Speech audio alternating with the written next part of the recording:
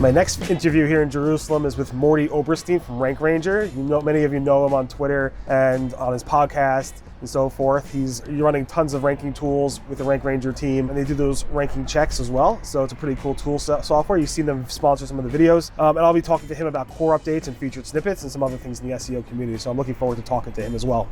Hey, it's sponsor time. You heard me talk about Ezoic before. They recently launched their Site Speed Accelerator, which instantly guarantees an 80+ Google page speed score, improving your website's UX and ranking. What you may not know about Ezoic is that they are primarily a technology for publishers. They're best known for helping content creators automate complex operations related to monetizing their content. The platform lets publishers create experiments that machine learning will then execute to help publishers increase ad revenue and balance user experience along the way. If you'd like to learn more about Ezoic, the Site Speed Accelerator, or their complete platform for publishers, you can visit www.ezoic.com. We're at a hotel which cannot be talked about, but thank you, Mordy, for coming out here. Sure, thanks for having me. You far from here? Half hour, not so bad. Okay, pretty close. Awesome. All right, can you tell people who you are? So I'm Mordy Oberstein. I'm the CMO of RankRanger. We're one of the SEO tools and platforms, and I love doing. I have a podcast, the Insert SEO podcast. You can find. I write tons of blog posts about everything SEO, and yeah, that's me in a nutshell. Yeah, I mean, you've joined the SEO field maybe 4 years ago. Yeah, and it seems like you, in the past maybe year or so, you really caught on fire in terms of the content you're producing. I wouldn't call it caught on fire, you put a flame behind him. Right. You could do that in the editing. That'd be pretty cool. That'd be amazing. You could do that. That'd be awesome. You on fire. That'd be cool. Nice. Cool. But congratulations on your success recently. Thank you very much. And keep up the good work. So let's talk about your history. So you told me you were in an education background. Yeah, so I was a teacher in Baltimore City. I did the whole Teach for America thing where they throw you into the classroom and get your degree at the same time. And we moved to Israel. And I wanted to keep teaching, but I wanted something a little more abstract. I'm a little bit of an abstract kind of guy. And I found something doing educational. There's a software company here, an educational software company, and I was doing curriculum development for them. And being one of the only native English speakers in the company, they eventually morphed into me writing feature pages, social media. I'm like, okay, I'm writing these feature pages, but then how do I do this? What am I supposed to write? I had very little digital marketing, digital world experience. I'm like, okay, I have no idea what I'm doing. I'm a great writer, but in terms of digital, what do I do here? And I started researching, one thing led to another, and ended up at RankRanger 4 years ago, and one thing led to another. I really enjoyed educating because I'm a teacher. Right. And I sort of brought that to what I do at RankRanger, doing a lot of writing and the podcast. And I sort of try to incorporate analysis, search philosophy, if you want to call it that, and brought that into what I do at RankRanger. And it's sort of caught on, I guess. Yeah. I mean, at the core these days, SEO is about content and education. So. Yeah, and it's getting more and more abstract, which is great for me. Yeah, for sure. Yeah. So let's talk about the Google updates, because you've been really kind of on top of that. I guess you convinced the team to build that tracking tool. The RankRanger, what's it called? The Rank Risk Index? Yeah. And then that predates me. That predates you. Yeah, actually predates. So what is your value to this company outside of that? Not much, not really. So we track a ton of data, which is great. The problem is with Google updates, sort of like a needle in the haystack. But what I found is with the core updates, it's less of a needle in the haystack, which is interesting because most people are like, hey, it's a broad core update. It's broad and it's core. There's not really any pattern to it. But if you think about it like this, the regular algorithm update, there's your unconfirmed whatever update. Right. So this is a small change here, a small change there, tweak here, tweak then, and they're majorly impactful. But when you're changing the algorithm itself, you're going to be very purposeful when you do that and how you do that. So I've found, at least, looking back to the Medic update, there's a lot of trends that you can find within those updates. And it's interesting because Google says, okay, there's nothing to do but make good content, right? Good content. Right. And I'm not contradicting them. I think that's true. But then how do you define good content? How does Google define good content? What was good content 5 years ago and what's good content now is totally different. How Google's looking at content now versus 5 years ago is totally different. Right, it's for sure. Right, so in other words, okay, write good content, but what does that mean? And there's a lot of meaning I found within the core updates. Such as? Oh. So the first thing I really found was fascinating was, okay, so Google's hyped up on entities, but if you think about it for a second, your website is an entity, right? So what I found in the Medic update was there's a lot of these sites that were showing. People get annoyed if you call it the Medic update. Sorry? People get annoyed if you call it the Medic update. Medic update. The Medic update. That's what it's called. Someone called it that. Some weirdo. Some guy called it that. Yeah. I wonder why he called it that. Why. Yeah. Better than Florida too, by the way. A little. I think so. Yes. Okay. What was it? the Maverick update. Maverick, Fred. Fred was also you. Well, Fred was actually Gary. Gary, okay, making fun of. Yeah, so it's all Gary's fault. Okay, fine. Blame Gary. I blame Medic on Gary also then. Yeah, everything is Gary's fault. Everything is Gary's fault. Not John. John's nice. No. Right.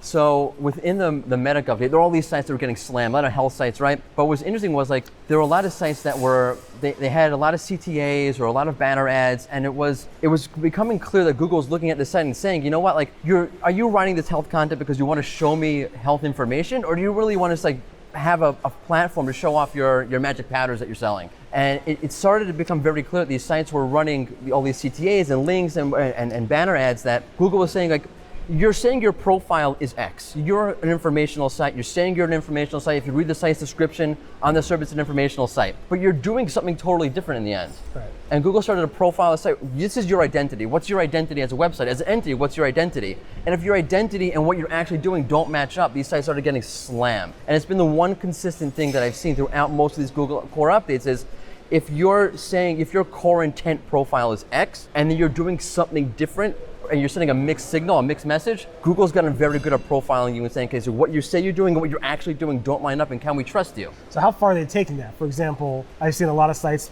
around the Medic update time that were health related. They were also selling products health related, and they're also providing information about health related topics. Right.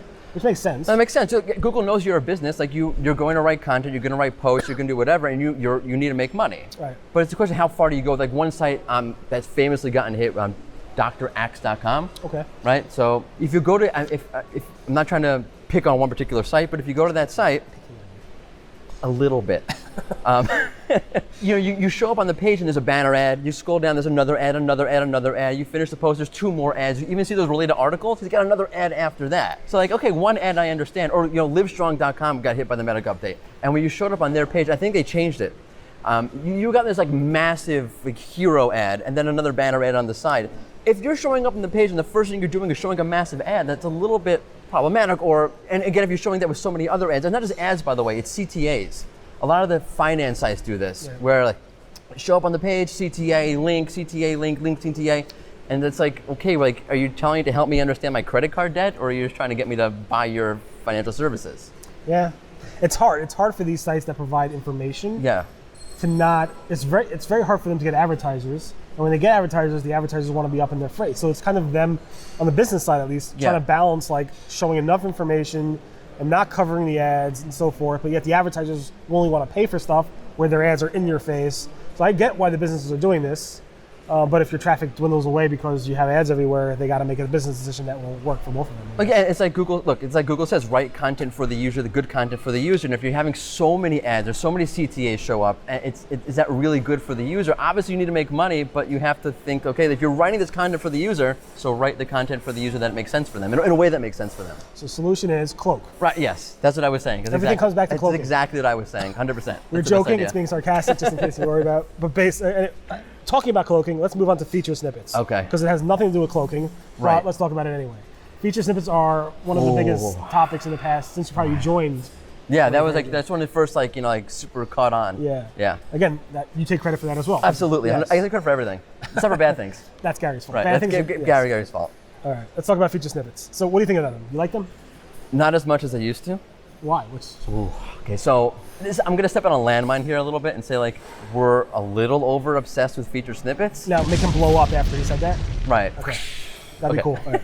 Okay, so a couple of things. One is, I think the conversation needs to be a little more nuanced about feature snippets. One is, you have to see how strongly Google prefers a URL in a feature snippet that you're going to target. And I think people don't think about that or not vocal enough about that. I did a study, I don't know, maybe a year ago at this point, where we showed that if there's 2 URLs, Google swapping out 2 URLs over the course of 30 days, one URL gets 75% of the market share. And when you add in a third URL, there's still a dominant URL that gets about 65% of the market share. So if you say, okay, target feature snippets, but you have to be very strategic about how you do that, because you'll be wasting your time. If that's what you're doing, if you're structuring your content, you're full focus on feature snippets, okay, does it work? Beyond that though, so I've seen that list feature snippets are getting longer and paragraph feature snippets are getting shorter, right. Which is interesting. Why would one get longer and one get shorter? The common thread between that is longer lists and shorter paragraphs serve more as a direct answer. If I have more content in the list, that means I need less less incentive to go click on that URL. And by the way, Google started to take up, the more items, but in the list, that shows up less and less and less. So you think you're seeing a longer, the full list, because you don't see that, hey, more items. Oh, there's 8, there's step 8, there's 9, 10, and 11, but I don't know anymore. The paragraph feature snippets are shorter because Google's gotten much better at taking out, content bloating. If you know, like some of those like feature snippets, like it's like one weird line, like why is that still in there?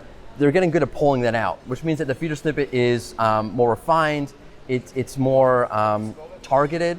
So I'm getting much more concise, much more direct information to answer my query that I don't necessarily need to click. And I was talking to Ross Tavendale about this very recently.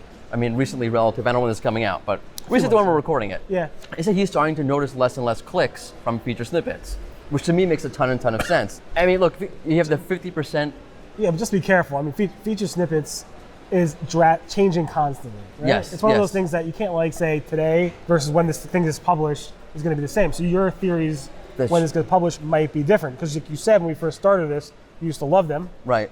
Maybe because they had a higher click-through rate? Yeah, and then it was just like, it was, I wouldn't say it's automatic, but it was much more like, okay, again, in the feature snippet, this is going to result in more clicks for me. Right. And I think that is becoming less on. Look, you had the 50% plus searches showing up with no clicks, right? So 0-click searches, whatever that is. Yeah. Whatever the numbers are, there are feature snippets in those searches. Yes. And they're not getting clicks. Yeah. I mean, again, that study has to be backed by another study, which would be nice if you guys did that. You can't do that. You don't have Can't that. do that. So SimilarWeb could do something. SimilarWeb could do it. There's a bunch of other people who could do it. Our click data is not our data. Right. So we don't want to use it because that's not nice. It's wrong. They like to be nice. Right. Legal. Legal. Not legal, at least. Not nice, just legal. Oh, no, I'm nice. I don't. Yeah. He's a nice guy. Okay. Anyway, I appreciate you spending the time coming out here. Can you tell people how they could follow you and the company? Sure. So RankRanger you can find on the web at rankranger.com, but also we have a Twitter account, we have a LinkedIn account, we have a Facebook account. You can follow me on Twitter at Mordy Oberstein, and I'm on LinkedIn, or don't follow me on Facebook, please. Don't follow you on Facebook? Facebook is Are my you on Facebook?